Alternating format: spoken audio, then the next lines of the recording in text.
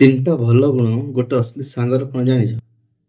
ଶୁଣ, ଫାଷ୍ଟ ସେ ତା ନିଜ ଲାଇଫରେ କେତେ ବି ଖରାପ ଥାଉ କି ତା ନିଜ ଲାଇଫ କେତେ ବି ଖରାପ ଚାଲୁଥାଉ, ସେ ତମ ସଫଳତାରେ ସବୁବେଳେ ଆଗ ତାଳି ମାରୁଥିବ, ସବୁବେଳେ ଖୁସି ହଉଥିବ।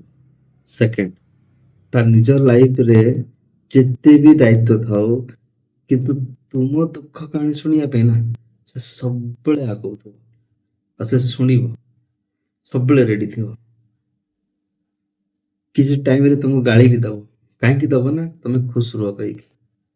ଥାର୍ଡ, ଆଉ ସେ ତମ ସଫଳତାରେ କେବେ ବି ଅହଙ୍କାରୀ ହବନି, କେବେ ବି ଜଳିବନି, କାହିଁକି ନା ତାକୁ ଜଣା ଅଛି ତମ ସଫଳତାର ତମ ସଫଳତା ଗୋଟେ ଲକ୍ ନୁହଁ, ତମ ନିଜ ମେହନତର ଫଳ।